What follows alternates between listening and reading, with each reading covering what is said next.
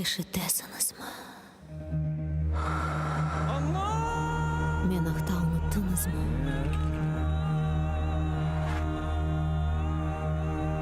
Men mından.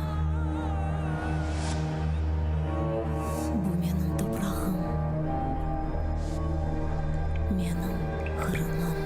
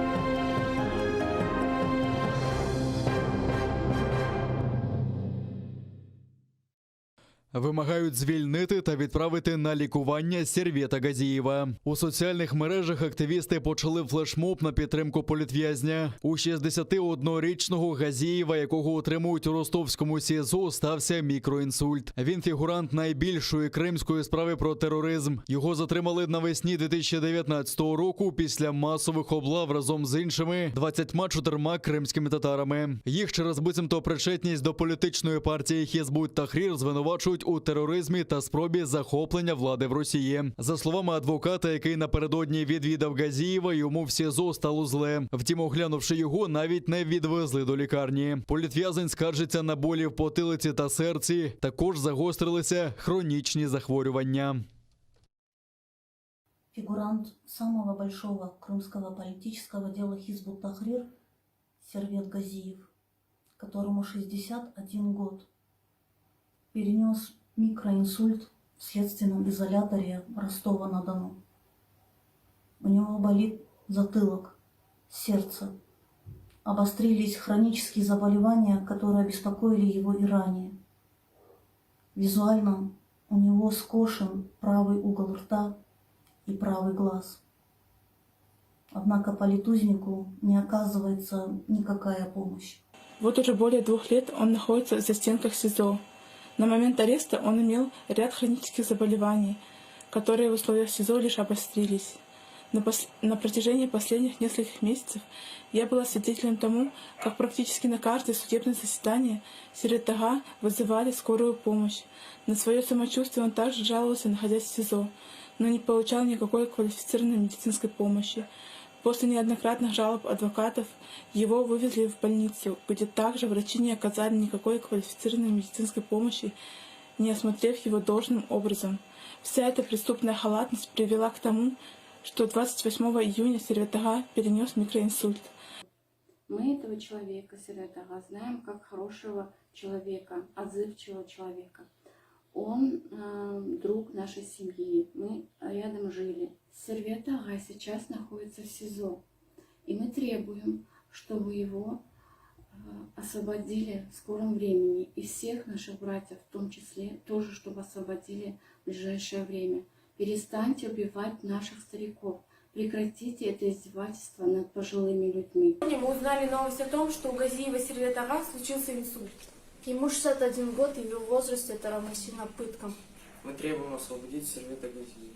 В данный момент его состояние крайне тяжелое. Он находится в СИЗО без медицинской помощи.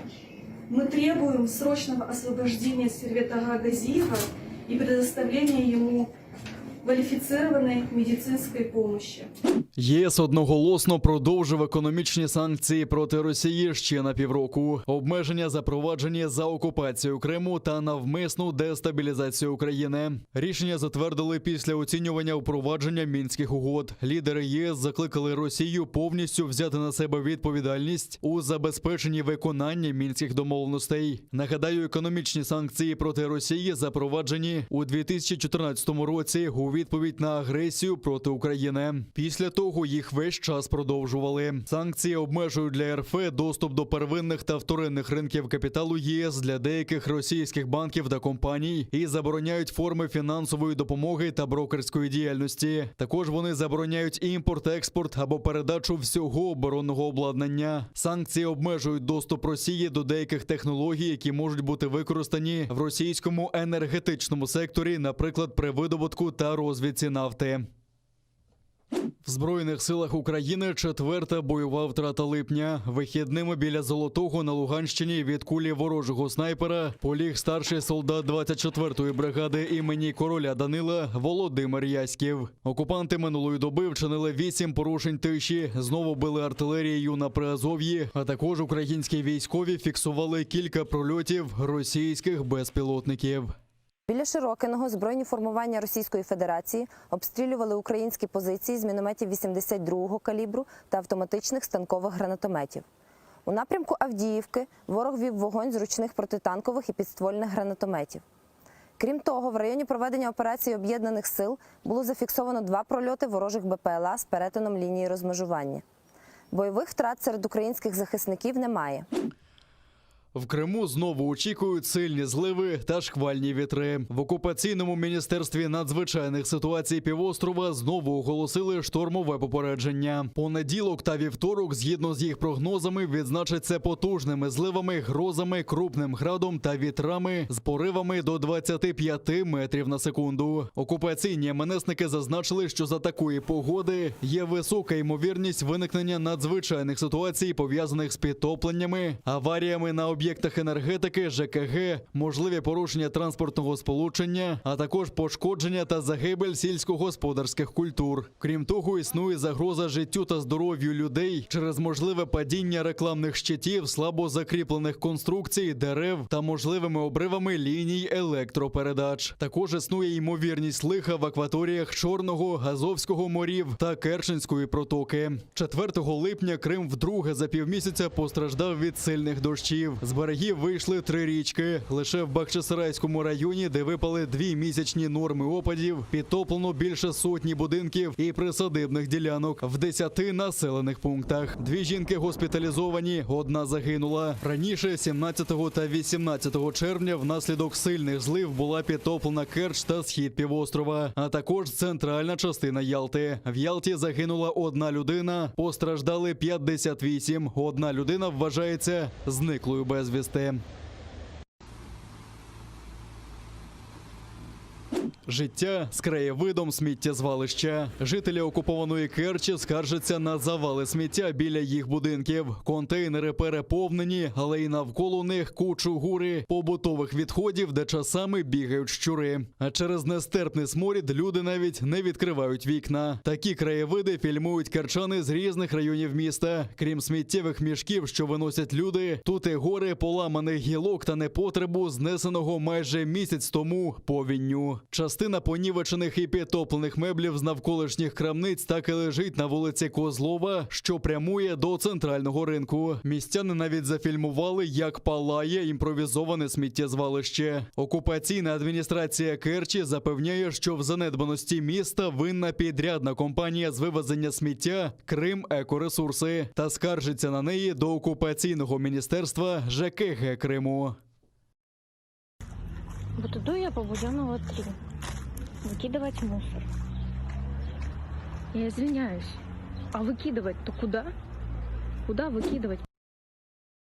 На Чернігівщині, Івано-Франківщині та Закарпатті не зафіксовано нових пацієнтів з ковідом. На всій вільній частині України виявили 174 випадки, одужали більше 200, а ще 7 людей померли внаслідок хвороби. Україна також готується до появи осередків захворювання так званим індійським штамом вірусу «Дельта». На тлі поширення його в Європі Україна нарощуватиме темпи вакцинації. Про це повідомили в Офісі президента за підсумками наради з урядом. А Міністерство охорони здоров'я передало до центрів вакцинації препарат компанії Pfizer. Вона буде доступна усім охочим з пріоритетом для людей похилого віку та людей із супутніми захворюваннями.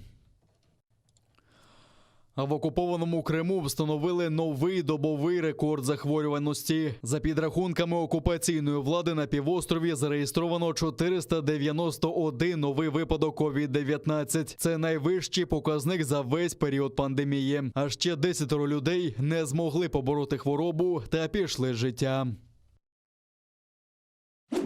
В готелях та ресторанах Португалії потрібно буде пред'явити негативний тест на коронавірус або сертифікат про вакцинацію. Про це оголосив уряд країни, який намагається впоратися з новою хвилею пандемії.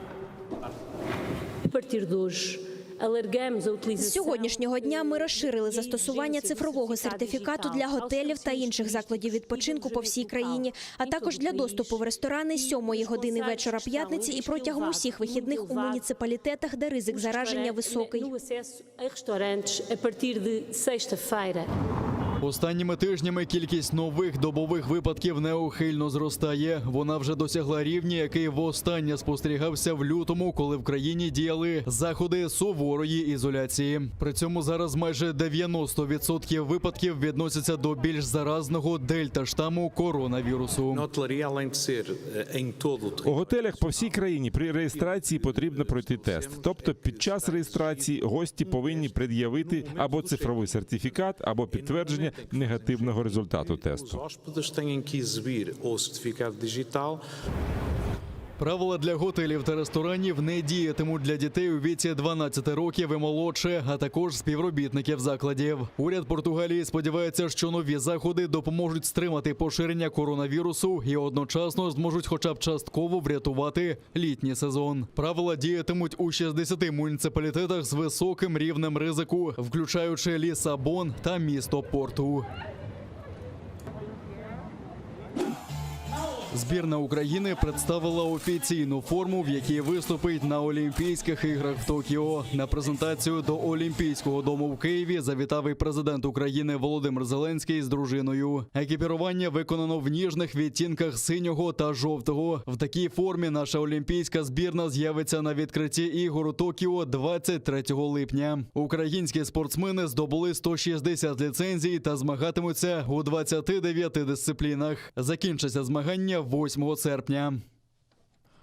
Кримський борець Лінур Тіміров їде на Олімпіаду в Токіо у складі збірної України. 31-річний кримський татарин борець у греко-римській боротьбі виступить у категорії до 60 кілограмів. Лінур ще в 2019 році на чемпіонаті світу, який проходив у Казахстані, здобув олімпійську ліцензію, завоювавши бронзову медаль. Протягом останніх тижнів перебував на тренуваннях на олімпійській базі в Конча-Заспі. Перед вильотом до Токіо поділився своїми планами та передав вітання своїм уболівальникам у Криму. Для меня это очень большая честь представлять наш народ на Олимпийских играх, на такой высокой арене. И я хочу сказать, что в нашем народе очень много талантливых ребят и очень много достойных ребят, которые тоже могут занимать эти места и которые заслуживают тоже представлять наш народ.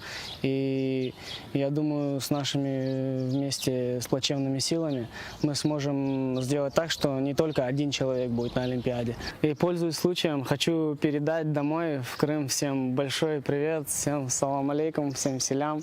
Я люблю, очень ценю, что все за меня болеют и все переживают. Большая благодарность всем родным, близким, всем крымчанам. И мне очень приятно, что за меня болеют и ждут от меня результатов. И также самое переживают за мой результат. Олімпіада в Японії відбудеться без глядачів. Про це повідомили організатори ігор. Причиною такого рішення стало прискорене поширення коронавірусу в Токіо. Влада запроваджує режим надзвичайної ситуації з 12 липня до 22 серпня. На п'ятисторонній нараді Міжнародного олімпійського комітету, Міжнародного паралімпійського комітету, оргкомітету ігор, уряду Токіо і національного уряду ми вирішили, що глядачів на трибунах у Токіо не буде, оскільки в столиці оголошено режим надзвичайної ситуації. Раніше влада планувала допустити на змагання в якості глядачів тільки жителів країни. При цьому трибуни можна було б заповнити наполовину. Але тепер глядачів не пустять і в сусідніх префектурах Тіба, Канагава і Сайтама. Хоча там режиму надзвичайної ситуації немає.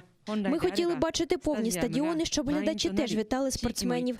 Це в повній мірі продемонструвало б значимість спорту. Однак зараз росте захворюваність на коронавірус. Тому, на жаль, у нас немає іншого вибору, крім як проводити ігри з обмежувальними заходами. Тим часом змагання у префектурах Міягі, Фукусіма, Ібаракі і Сідзуоку пройдуть з глядачами, але їх число буде обмежене. Церемонія відкриття Олімпіади в Токіо запланована на 23 липня. Ігри триватимуть до 8 серпня.